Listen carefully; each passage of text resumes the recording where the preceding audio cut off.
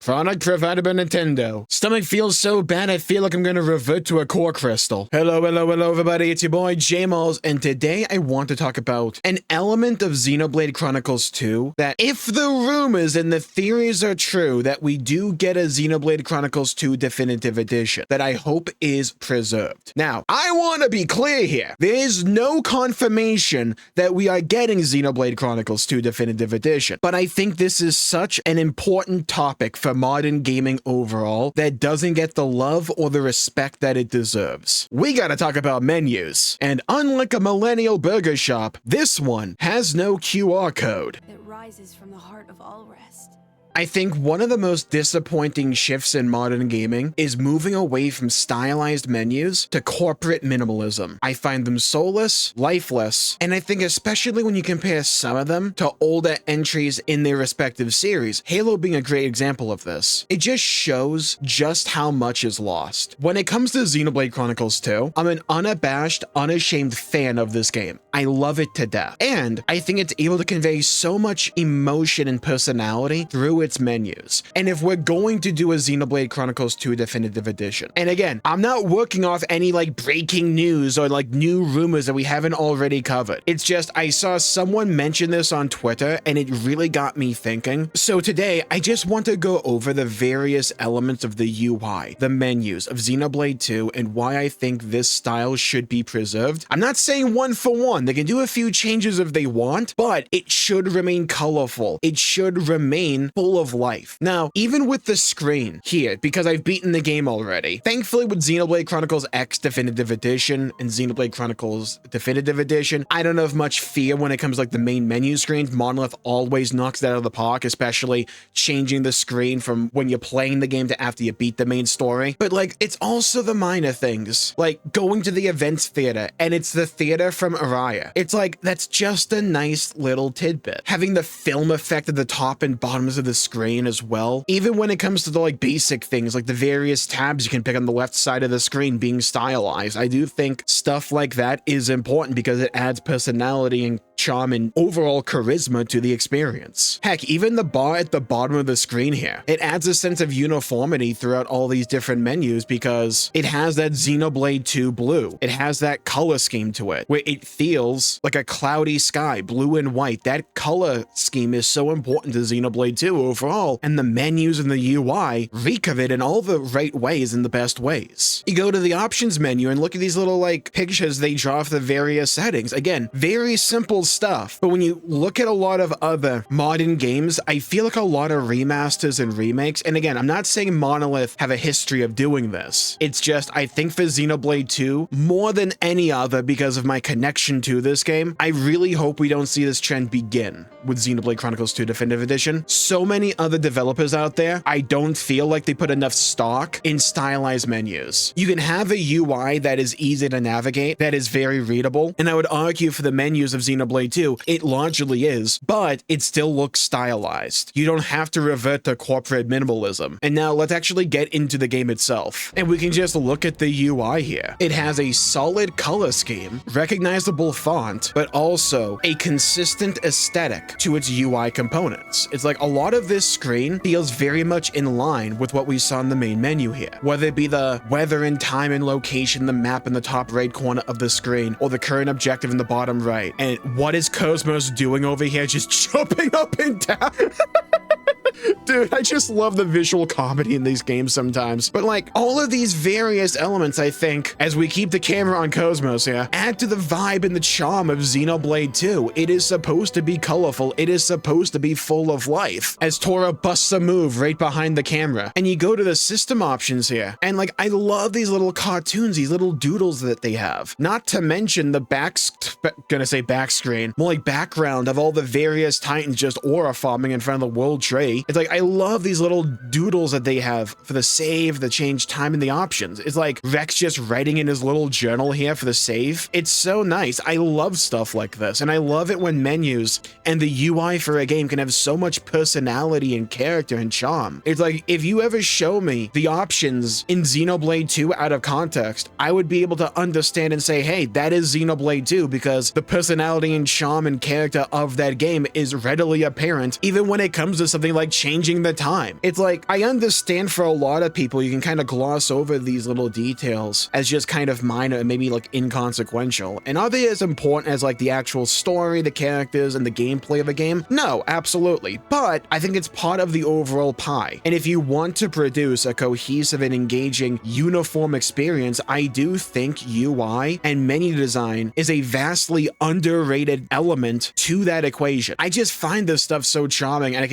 perhaps I just have like residual trauma from being a Halo fan for so many years and watching that game lose so much heart and soul when it comes to this very same topic, that when I look at another game that I absolutely love and adore, like Xenoblade 2, and as we all like theorize that maybe they're going to actually do a Xenoblade Chronicles 2 Definitive Edition sooner than I thought personally. I thought we would have to wait till after 4, and we still might, who knows? Like, nothing's confirmed, right? But I find myself focusing on this issue so much because I think more so than the other Xenoblade games for me, because of my connection with Xenoblade 2, I love the overall visual design of 2 so much, and I think it just adds so much to the overall world. And no matter where you are in this game or where you're looking, you are feeling its personality and charm irradiate out into your eyeballs, and I think that does matter, alongside the music just being awesome. And we go back to kos-mos jumping up a storm here, right? But like, we go to the map screen, and besides like the cloud background here being very visually reminiscent to the intro of Xenoblade Chronicles 1 with the 2 titans, right? Besides that, it also gives off the aesthetic of like parchment for like a map. Obviously, it's not that, right? Because the background is a bunch of clouds, but it gives off that visual idea because it shares a color palette-ish with like map parchment for the skip travels screen, which is essentially your world map. I think that works so well, and it's able to retain that sky blue, various shades of blue and white color scheme Xenoblade 2 is so known for. And like, look at the actual map itself and how it's displayed, how it's conveyed to the player. Yeah, like some maps here can be a bit like obtuse to pause when it comes to verticality, right? I think Uriah is rather notorious for this alongside More Ordained, but I would still say overall, this is a very nice map to look at, from the various icons fitting in with the aesthetic of the game to just how the maps are drawn overall. It's all these smaller little elements that add up with each other that create a whole greater than the sum of its parts. And when we go to the overall world map here, again, it's the little things. I love the little doodles that they have for the various titans. They're very cute, but they also give you a good idea as to what these titans actually look like, because most of the time in game, you're not going to actually see like More Ordained looking like this, because one, most of it's underneath the sea, but two, most of the time you're on it. So you're not getting like this zoomed out perspective, but I think it gives an extra sense and an extra layer of personality, but also understanding of the actual game world. And I think for a world like Xenoblade 2, that is so important. It carries on over to like the main options menu here, from the little details of like the one you're hovering over to where the background diamond rotates but also shines, from the font to the color scheme, the change in color scheme for the font, whether or not you're actually on one of these specific tabs or not, to the little doodles that they have right behind my head for each of these different options. It's like, I love the attention to detail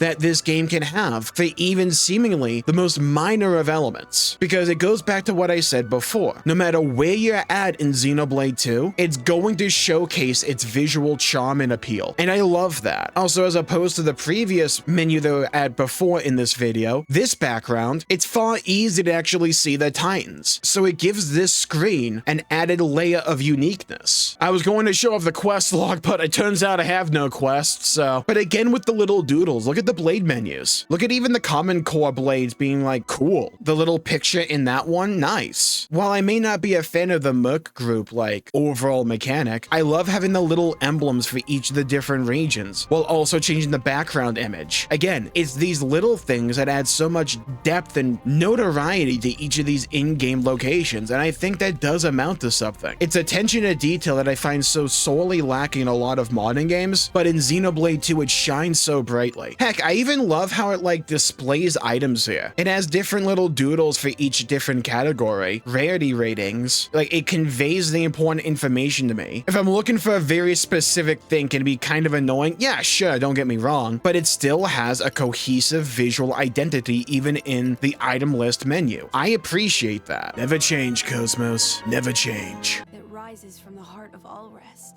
Now let's look at the menu in Halo Infinite just as an example of something I really hope Monolith completely stays away from, because look at how lifeless this is. Ew!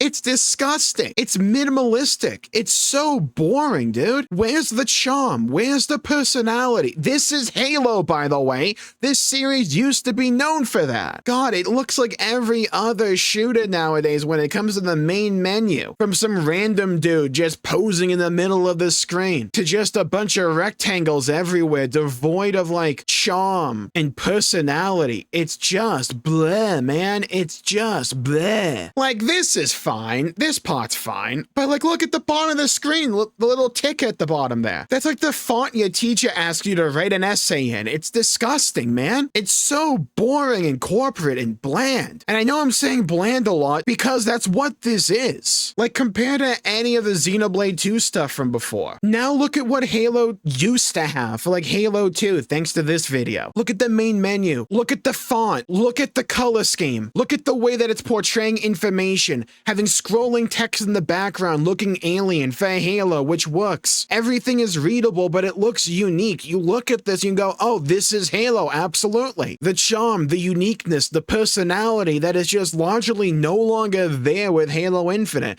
This is the exact trend I do not want to see for Xenoblade Chronicles 2. Like, even the way they portray the Xbox controller, dude, it's so nice. It's just pleasant to look at and to navigate these menus. And like, I'm only looking at a YouTube video of this and it's still nice to look at. Like, even these little pop-up menus, they have a unique aesthetic and there's consistency for it. There's consistency in Halo Infinite, don't get me wrong. It's just, it's consistently crap. Like, when you're customizing a playlist, man, look at it, man. Look at it. The charm, the personality. It's so nice. Look at the pictures, dude. This stuff means something. It really does. Not to mention Halo 2 main menu music. Oh my god, man. And it's like Xenoblade 2 for me is a very similar vein. Obviously a different tone and atmosphere. Duh. But that's the point. It works for Xenoblade 2. It really does. That rises from the heart of all rest.